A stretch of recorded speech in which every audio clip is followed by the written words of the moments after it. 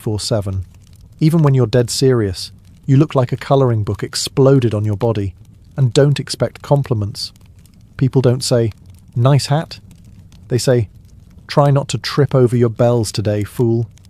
Or worse, they tug your sleeve just to hear you jingle like a holiday decoration with abandonment issues. So yes, your clothes might be iconic, but they're also a uniform of humiliation. A reminder that even when your words are sharp, your outfit must be dull-witted enough to reassure the powerful that you're never truly a threat. Just an echo in a funny hat. You sleep under the same roof as dukes, barons, and kings. But make no mistake, you're not one of them. You're part of the furniture, like a tapestry that makes noise. Your room, if you're lucky enough to have one, is a glorified storage closet tucked behind the kitchens or near the servants' quarters.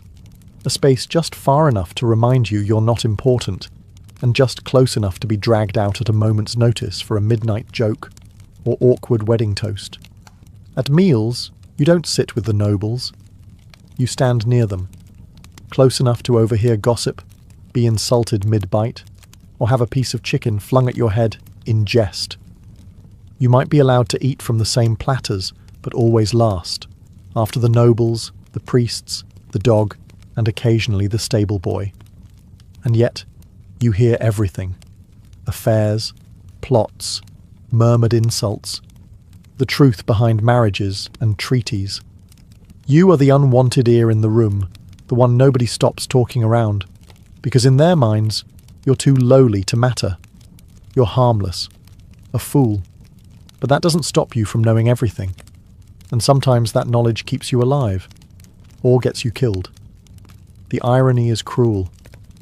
You live among nobility, you know their secrets, you share their meals, but socially, you're stranded. The nobles won't befriend you. The servants won't trust you. You're too high for one world, too low for the other. Your presence is tolerated, but not respected. You're allowed into spaces peasants never see, but only so long as you're amusing. You're patted on the head like a performing animal, not welcomed like a guest. If you speak too plainly or ask for something real, a favour, protection, respect, you're reminded immediately, know your place, fool. You are, quite literally, a resident outsider. You can mimic the court, mock the lords, entertain the ladies, but you'll never inherit land, marry into nobility, or wear a sword for honour. Your future is as fixed as your bells. So yes, you live with the nobles,